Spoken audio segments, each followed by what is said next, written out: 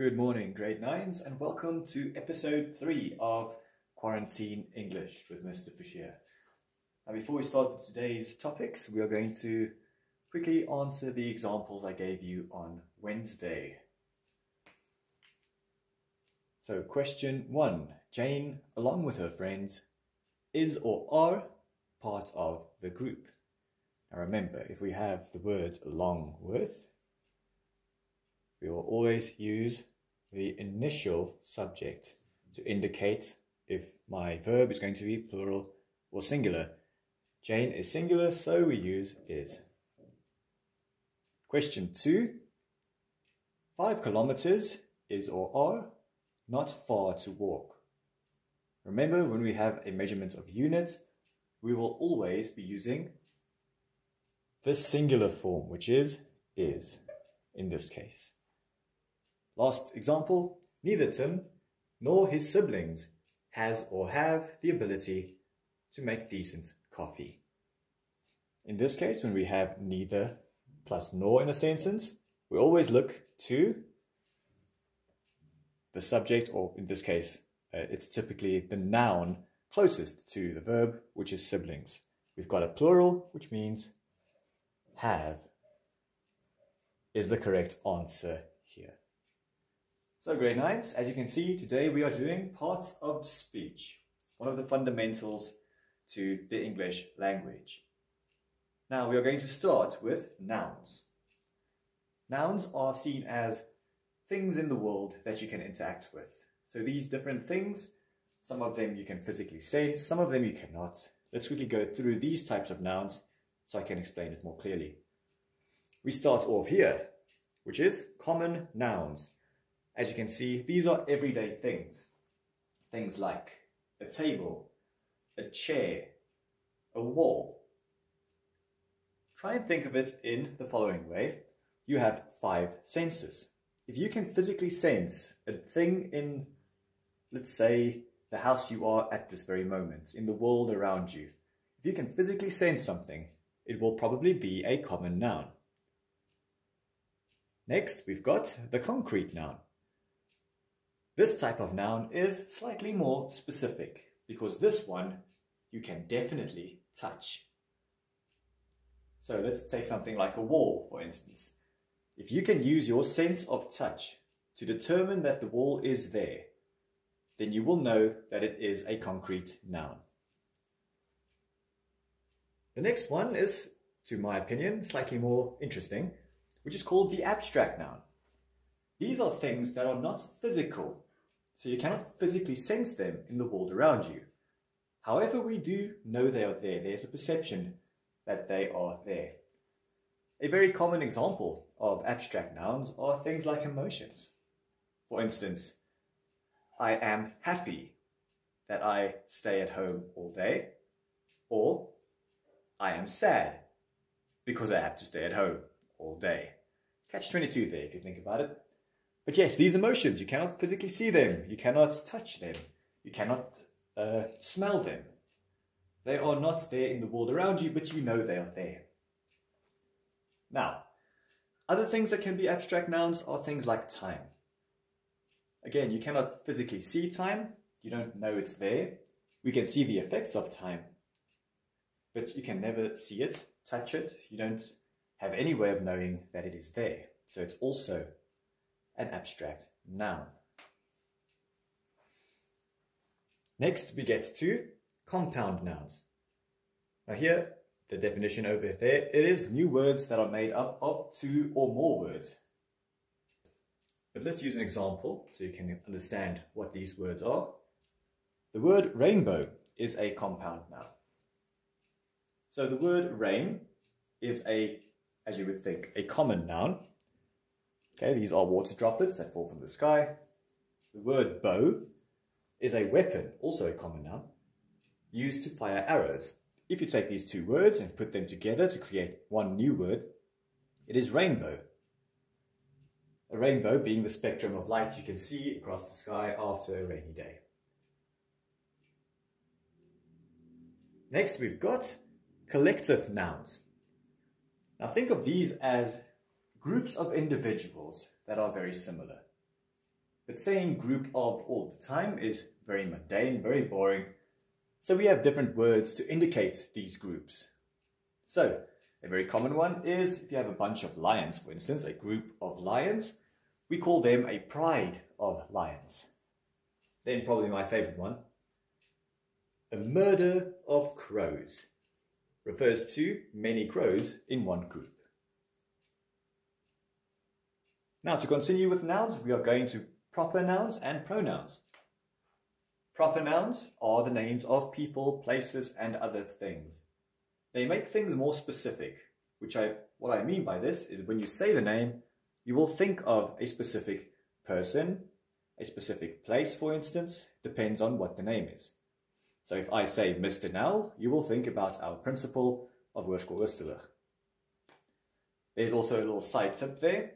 If I ever have a name in Afrikaans, for instance, like Hoërskool Oosterlig, when you say it in English, you keep Hoërskool because it makes part of the name.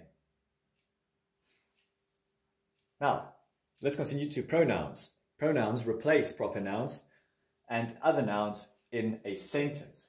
This is to make it more coherent, for it to sound better. Let me explain. If I've got a sentence as an example, Tim ties Tim's shoes. It doesn't sound very proper. What we would want to do is replace the second Tim with a word that still refers to Tim, but is not the same word. So if I say Tim ties his shoes, it sounds much better. So those words, him, her, his, hers, I, my, all of these words are words used in order to replace proper nouns to make the sentences sound better. Okay, grade 9s, we are now done with nouns. We will now be continuing on to verbs. Verbs are actions, or in a sense, interactions between nouns. Verbs can be categorized in different ways. We will be starting here with transitive and intransitive verbs. Now first we've got transitive verbs. These are verbs that have a direct object in a sentence. If I use a very simple example like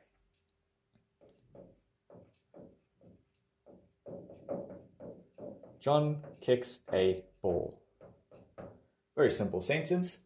It is quite simple to find a verb, which is kicks. It's the action in the sentence. As I taught you in the previous video, whatever is doing this verb will be considered to be my subject. If my subject is interacting with a direct noun, a direct thing, another object, we call this the object. You might have seen this little formula before, SVO, which refers to subject, verb, object, which is usually the order we write English sentences in. Now this is a transitive verb because there's a direct object. But what happens when there is not a direct object? This type of verb is called intransitive. An example can be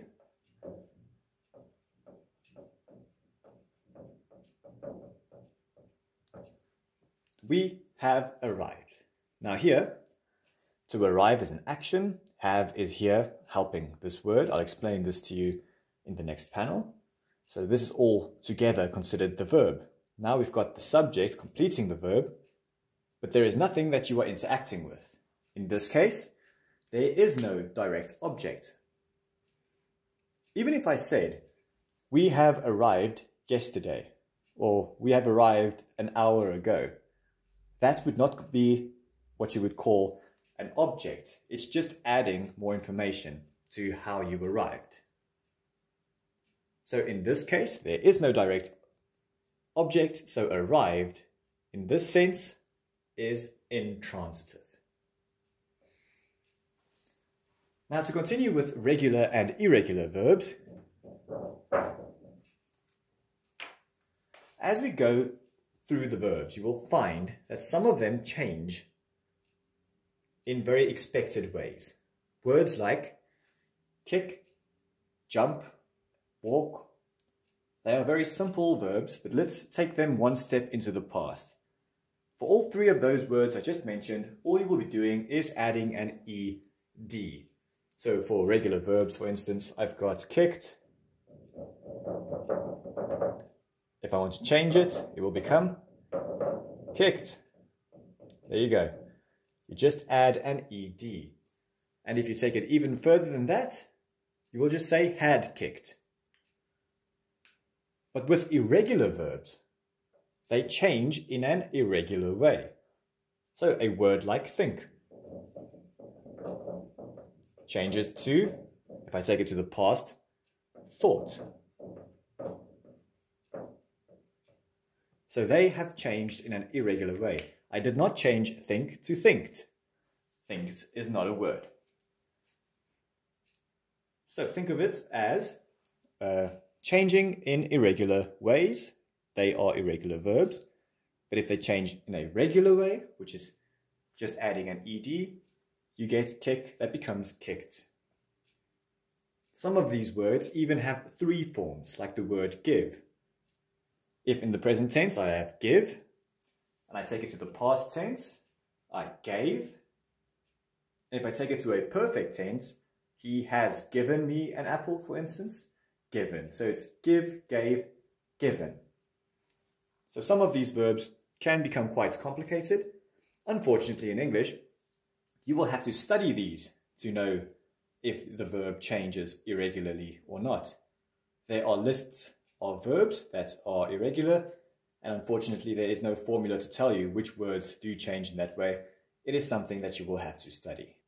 Okay, grade 9s, we are now continuing with verbs, and we now reach linking verbs and helping verbs. Linking verbs, as you can see in the description, indicates a state of being. So imagine it as you trying to tell someone what someone else is like, or in what state they are at that very moment. So let's say something like, I am hungry. I am in a state of being hungry, therefore the word am is my linking verb. If I say you are smart, then I'm saying that you are in the state of being smart, therefore are is the linking verb. To continue to helping verbs or auxiliary verbs, you will see it helps the main verb in a sentence. It usually helps when we use the progressive tense, or also known as the continuous tense. They are also used for perfect tenses. Now these are words like, if I use an example, I am kicking a ball. Kicking would be the main verb, and the verb or the word helping this main verb would be am. So am shows that I is kicking the ball.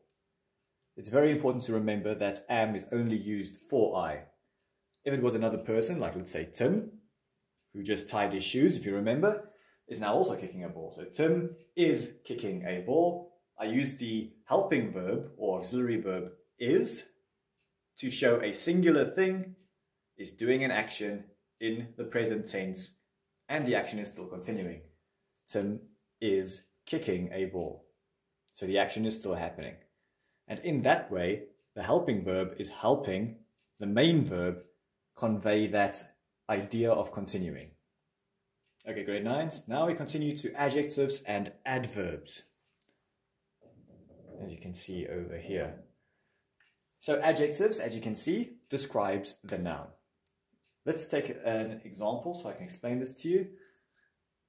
I live in a big house. In that sentence, big would describe the type of house. So for that reason, it is an adjective. When we get to adverbs, you will see that they describe the verb. So I run quickly, for instance. Now some extra notes to take on adverbs and adjectives. Let's start with adjectives. As you can see here, I wrote down degrees of comparison. Now most adjectives are thought of as descriptive adjectives. They describe. When this happens, those words, the adjectives themselves, can usually fall into the degrees of comparison. There are 3 levels of degrees of comparison, as you should know by now. It's the positive form, big. It is then after that, the comparative form, when you compare two things, bigger. And then at the very end, you get the superlative form, biggest. That is when there are many things and you are comparing all of them.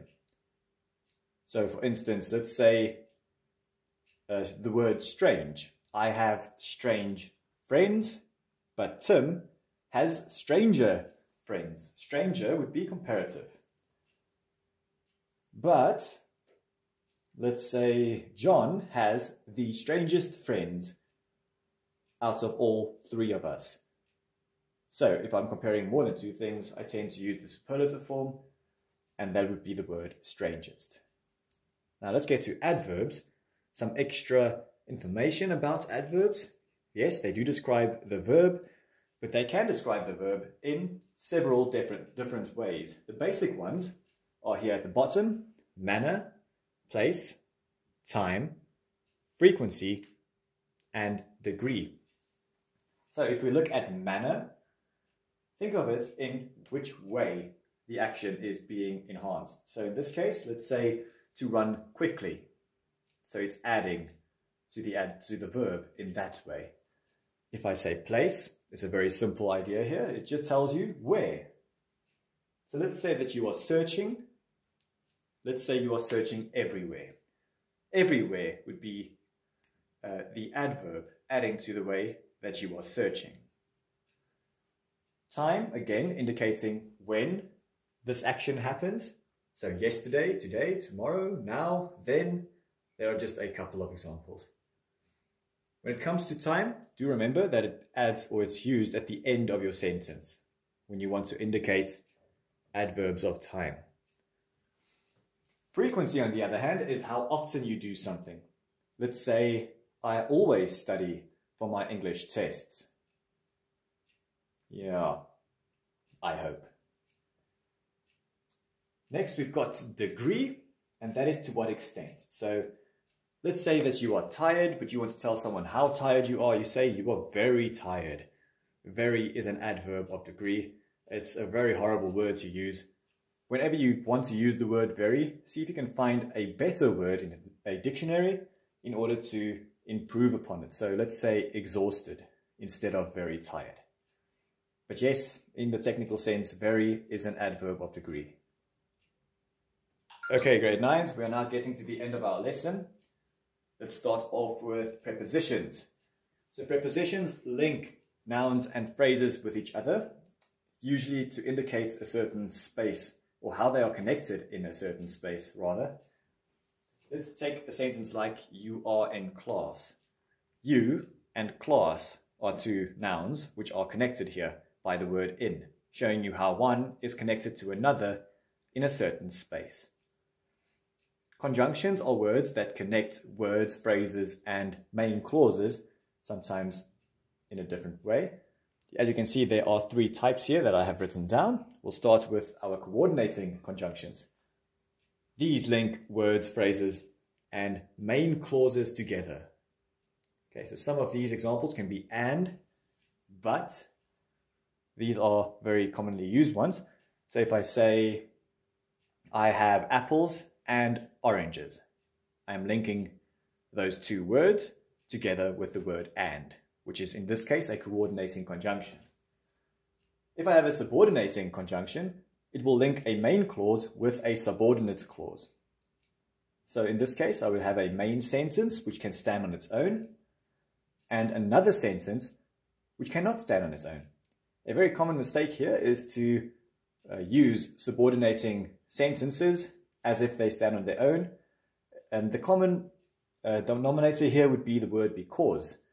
You cannot start a sentence with because in this case, there we go, we're already making the mistake. It is a subordinating conjunction. So if I have to make an example of this, he is very smart because he studies a lot. He is very smart can stand on its own. Yes, he stands a lot. You cannot start the sentence with because he studies a lot. That would not be a sentence that can stand on its own. For that reason, we call it a subordinating conjunction. Lastly here, we've got correlative conjunction. It's not one you will see very often. You might remember these from the previous lesson as well. If you have two words that always come in pairs that link certain things together, we call them correlative conjunctions. So in this case, something like either, nor. Sorry, neither, nor. These two words are always put together when we want to say neither this nor that. You also get either, or. They are always accompanying each other. So same thing, they are correlative conjunctions. Now let's get to articles. You've got the definite article and the indefinite article. As you can see, there are only three articles in the entire English language. We've got the, a, and an. So the definite article is referring to something specific. You are speaking about the car, the swimming pool, the table. You are talking about a specific object. If you are using a and an, it's called an indefinite article. You are just talking in general here. You are talking about a car, a table, an apple. We use an when the word we are talking about starts with a vowel, or it sounds like it starts with a vowel. So apple starts with an A, therefore I use an apple. However, the word hour starts H-O-U-R, that's the spelling of this word, but I still say an hour because when I say hour, I don't use the H. Therefore, the H is silent and I still use an. Now the last thing here is interjections. These are words that convey emotion, usually in more informal writings. Words like wow, whoa, and oops, I did it again, as Britney Spears would say. Yes, at least I tried to be funny. Okay, so those are interjections, and also the last thing we'll be talking about when it comes to parts of speech. And there we have it, grade 9s. We are now done with our lesson for today, which was on parts of speech. I now leave you with this sentence on the board. The quick brown fox jumps over the lazy dog, which is referred to as a pangram if I'm not mistaken. This means that every single letter in the alphabet has been used to write this sentence. You can make sure that is the truth if you want to, but what you need to do is look at the sentence word for word and tell me what part of speech each word is. So for instance, we've got the first one, which is the word the, and this word tells me that I've got a definite article, referring to the brown fox, of course. So then you can write down definite article, and you will do this for every single word, and in the next lesson I will tell you what the answers are to each word. Thank you very much for tuning in to Quarantine English with Mr. Fisher. See you next time and stay safe.